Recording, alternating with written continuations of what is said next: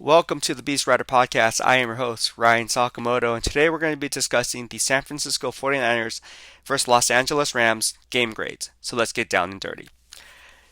In my grading system, I have a scale of 1 to 10, with 5 being average. So if you're a 5, you're doing pretty good. If you're a 7, you're just balling out of control. All right, anything above 7, that's like all pro status. All right, second of all, I grade things a little differently. So what I mean by that is I'm going to take into account, let's talk about quarterback pressure, right? So a quarterback pressure for me is not a quarterback pressure unless it results in a loss of down or a negative play for the offense, meaning a PBU, interception, turnover, something like that, incompletion. If it doesn't result in a loss of down, in my grading system, it has no bearing in impacting the game, so why give a quarterback pressure? Quarterback pressure should only result in outcomes of games in my grading system. So when I look at quarterback pressures and when I do my grading, not just the 49ers, could be the Steelers, could be the Eagles, could be the Titans, whatever team I'm covering, which I cover all 32 NFL teams, that's how I do my grading system, all right? Secondly, I like breaking it down in run versus pass. So when you talk about the front 7 players on the defensive side of the football, I looked at missed assignments, which includes gap integrity, gap control, setting the edge, and gap containment. All right, so those 4 things is what I look for. All right, starting with that, the 49ers had 11 missed assignments in doing those things. Now, that's pretty average for a pretty good defense, so I'm not too concerned about that, but it is concerning that they're not setting the edge and sealing the edge, fleshing plays back inside to help, especially off the zone read options or when you're running jet sweeps. We saw it with Robert Woods this week, and we saw it a few times last year. So these are things that still need to get cleaned up. Here's my count, the rundown of all those 11 missed assignments. Eric Armstead led the way with 3. Kerry Hyder Jr. had 2. DJ Jones had 2. Kentavious Street had 2. Alex Barrett, Javon Kinlaw, Dion Jordan, and Fred Warner had 1 apiece. So not too bad, but also things that need to be cleaned up moving forward. All right, missed tackles. 49ers only had 4 missed tackles in run support. Here's the rundown on those. Kerry Hyder Jr., Kevin Givens, Dre Greenlaw, and Marcel Harris. So very good in run support in terms of being disciplined and making the tackle. All right. The one penalty, I should say 2 penalties that kind of irked me that hurt Javon Kinlaw's grade was the offside penalty and the neutral zone infraction penalty. That's 10 yards of hidden yardage that the 49ers have given up from one player. And I know he's a rookie, but these aren't rookie mistakes. These are fundamental mistakes. If you're playing Pop Warner or any type of football, what you do is you don't listen to the snap count. You don't try to jump the snap count. You look at the ball, because if the ball's not moving, you don't move, right? So these are things that I would like to have Javon Kinlaw to have learned by now. Maybe it's something that maybe you just got a little amped. Maybe the adrenaline was running too high on Sunday Night Football, and playing against a rival divisional foe, he wanted to get amped up, which is understandable. I mean, if you played any type of competitive sport, I think we all fall in that category where we just try to do a little bit extra sometimes. Unfortunately for Javon Kinlaw, it backfired on him. All right, getting to the positive rundown of my stats, I'm going to look at tackles for loss or no gain. I had hoped, usually in my grading system, the 49ers usually have at least 6 or 8 combined tackles for loss or no gain. Here we only had 2 total. So the only tackle for no gain was by Dion Jordan, and the only tackle for loss was by Dre Greenlaw for -1. So I would had hoped there was more interaction at the line of scrimmage, negative plays for the offense, but that's what we had there. At the end of the day, they got the win, so I don't care if they got 0. Stats don't mean anything as long as you get the win, right? So I don't care if Jimmy Garoppolo threw for 10 interceptions and the 49ers won. So at the end of the day, the Niners won, but these are just some things to look for moving forward. All right. My favorite stat in the run grade system is how many tackles are less than 3 yards. We always hear about the stats, how many stuffs does a person have, which is negative plays or tackles for loss. How many tackles for loss someone has? Oh, he leads for tackles for loss, which is great, means he's peeking in the backfield, making plays behind the line of scrimmage. But more importantly, how often does that happen? If you want to look for a consistent football player in run support, look for how many tackles are made of 3 yards or less. That's what you look for. If you're a player and you're making tackles of 3 yards or less more often than not, you're getting a damn good grade by me. And as a result, who leads the way? The 49ers had 5 times, 5 players who did that. And of those 5 players, Fred Warner led the way with 2.5. Eric Armstead had 1. Javon Kinlaw had half. DJ Jones had half. And Kevin Givens had half. All right. Now let's talk about the pass rush department. Pass rush department was non-existent against the Rams. Again, they got the win. Doesn't really matter much, but moving down the line, that's not going to happen once you face the better teams in the NFC. Rams are a good team, but are they a better team in the NFC contending for a Super Bowl? I don't think they're there. So when you face a team like the Seahawks, the Bucks, teams like that are really moving forward on that side of the football, you really got to bring down the quarterback. All right? They didn't. They only had 4 quarterback pressures and quarterback hits total in this game. That's it. So the quarterback pressures that resulted in the loss of down, it was by Kerry Hyder Jr. and Kevin Givens. That was it. 2 each. That was it. You would have hoped that the 49ers would have generated more pass rush, especially with, drafting Javon Kinlaw in the first round, Eric Armstead getting paid $85 million, and even with Bosa out, you still gotta account for that production. You get paid that much money and that much bread. You need to pick up the slack, I should say, right? If you're a Pro Bowl player, it's difficult when you're on a crappy defensive line and everybody's just 10-on-1 basically, right? I'm exaggerating, but you get the point. Eric Armstead, to me, has done well in games 1 and 2 in the pass rush department. 1, 2, and 3. No, sorry. Weeks 1 and 2, I'm trying to memorize this. Weeks 1 and 2 and 4, he's done excellent in the pass rush department. I'm talking like perfect game grades by me in the pass rush department. 10 out of 10. That guy was doing well. Now the sacks don't show up for it. He only has 1.5 this year, but in my grading system, again, he was getting it done. All right, but he disappeared in 3 of the last 4 games. In weeks 3, 5, and 6, he's been non-existent, as in 0 or a 2. So you want to see more consistency out of him. I know it's not me picking on him, but he needs to pick up the slack because he is getting paid $85 million, and it's not all on his shoulders because they also drafted Javon Kinlaw in the first round. So Kerry Hyder Jr., it's the unsung heroes of Kerry Hyder Jr. and basically DJ Jones that are really being the consistent ones. But from the pass rush department, I would give it to Kerry Hyder Jr. as being the team's best pass rusher, aside from Eric Armstead. But I want to see a little bit more consistency from the defensive line as a whole and generating pressure up front. How that will unfold, we're just going to have to find out. All right. As far as quarterback hits that result in a loss of down, you have Kerry Hyder Jr. and Deion Jordan with 1. So that's pretty damn good. All right. But again, like to see more production. The one stat that I will give off in the pass rush department that I was really, really impressed about was Javon Kinlaw. He got a PBU, got his hand up in the air, and that counts in the pass rush department in my grade.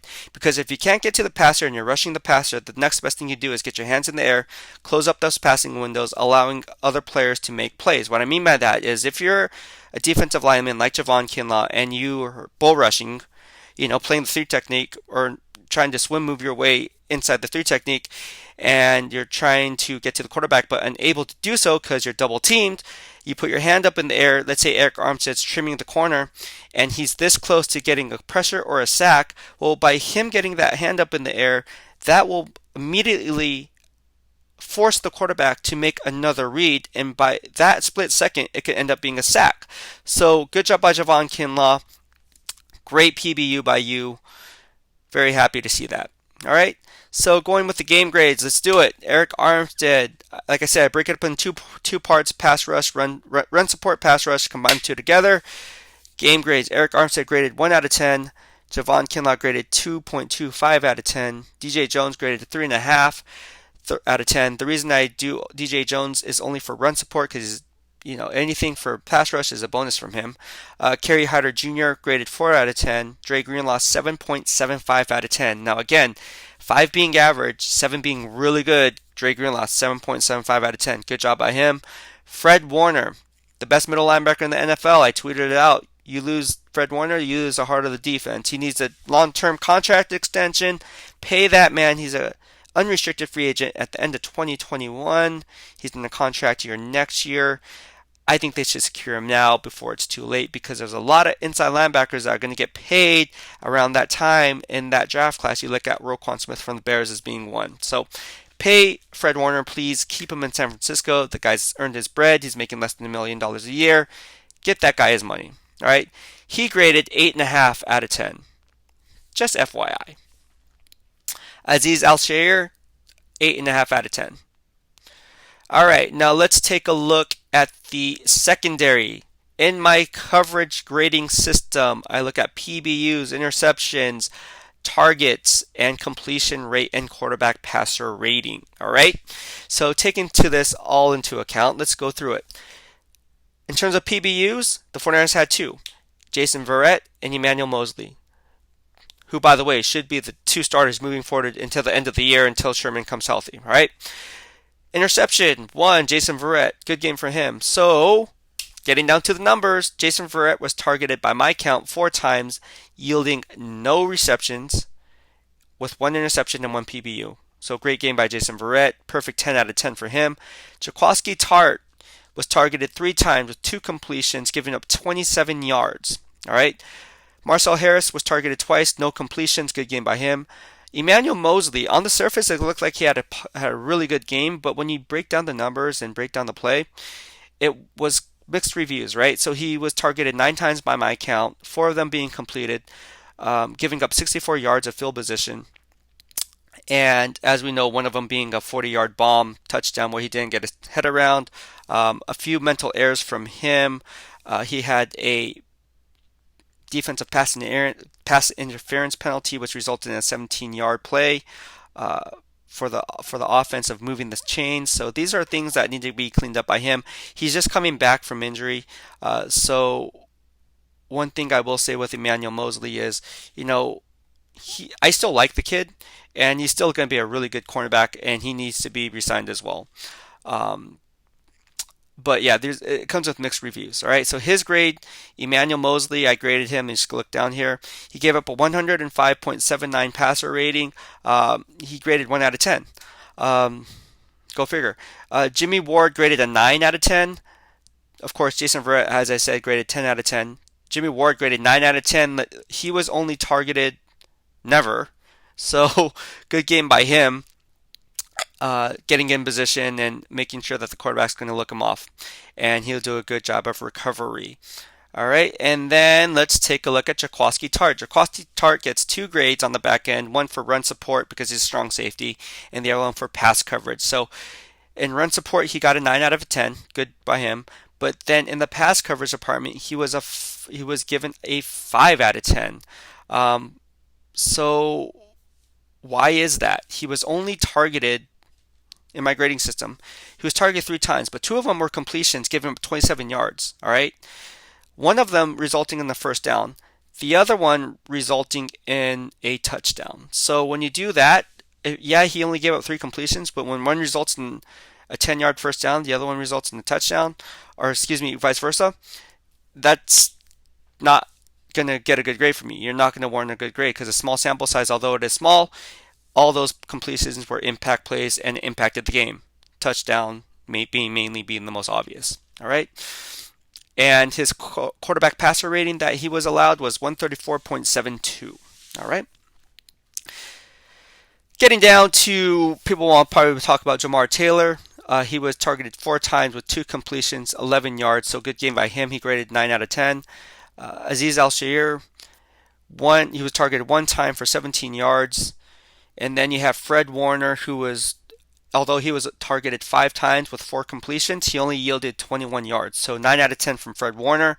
Good game by him. Dre Greenlaw was the one that was kind of sticking in my mind. He was targeted 7 times with 6 completions for 58 yards. He gave up a 20-yard pass play, which ended up being a 31-yard pass and catch and run. And I've noticed that with his game that he sometimes he gets lost when playing his zones. Go back and watch that play. You'll notice that the 49ers were in a zone look, and Drake Greenlaw kind of got lost in the shuffle as to where his responsibility was. So, although he did well in run support, he didn't do so well in pass coverage.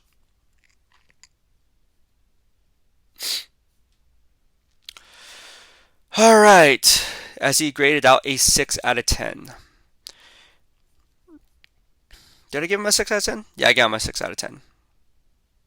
All right, well, that's pretty much it. One last thing. Here we go. First downs resulting from plays in which the defensive backs have, or secondary or whoever, linebackers have given up. So the 49ers yielded 6 first downs, and here's a rundown. Emmanuel Moseley gave up 3 of those first downs. Jaquasti Tart gave up 1. Dre Greenlaw, Aziz Al-Shir each gave up 1 apiece. 20 plus pass plays. Again, Dre Greenlaw and Emmanuel Moseley gave up 2 of those. Penalties I just spoke about with Emmanuel Moseley giving up that 10-yard PI. Other than that, clean game by the 49ers defense. 0 missed tackles in pass coverage, which is excellent. That means they're playing fundamentally sound football in terms of missed tackles. All right, that's pretty much it. Does that wrap it up? That wraps it up. Yeah, we covered it. So I hope you liked this episode of the BEASTwriter podcast. It gives you some insight on how I grade my players. Again, a pass rush is not a pass rush unless it results in a loss of down or a negative play for the offense. And that's just one stat. I can go on over and talk about many other stats, but that's pretty much it. Great game by the 49ers in getting that win. I'm looking forward to see how they will face the New England Patriots, who on paper do not look very good. I think they look horrible on the offense side of the ball, but they do have 3 offensive linemen who I think can give them problems. Joe Tooney, Isaiah Wynn, the first round pick, and then Michael, I don't know how to pronounce his name. I'm not going to try to butcher his name, but I want to say Onwenu. He is a guy from Michigan, and these are players under the Harbaugh days, right? So anyways, so these are players who are really going to generate some push on the interior. Look for the Patriots, and I'll do a preview of this, but look for the Patriots, Bill Belichick, to really establish the running game against the 49ers defense, or try to establish the running game, because the wide receivers are just not getting it done. And Keel Harry, outside of Julian Edelman, they don't have very much. They need reinforcements, to say the least. You can't have Ryan Izzo at tight end and expect to get things done. He's just not going to happen. So look for them to establish the running game, win the time of possession, keeping the 49ers offense off the field, keeping their defense on it. And I'm looking for a defense to struggle both sides of the football. I don't know what the score is going to be. I have to do my preview, have to watch more game film, but I would expect something, if off the top of my head, without doing any legwork, just playing it blind, probably like a 23-20 football game, 26-20, something around there. I don't know what the over-under is, but I'm assuming it's around 45 points, maybe 43.5. I don't know. But yeah, so it should be an interesting game. All right, well, that's it for today. Hope you like the BEASTwriter podcast. I'll be doing more of these. Make sure you hit the subscribe button below. I'll be running fun giveaways, including 49ers raffles and prizes, or whatever your NFL team is. I will go ahead and get that merch, get it out to you. Thank you again for tuning in. BEASTwriter out.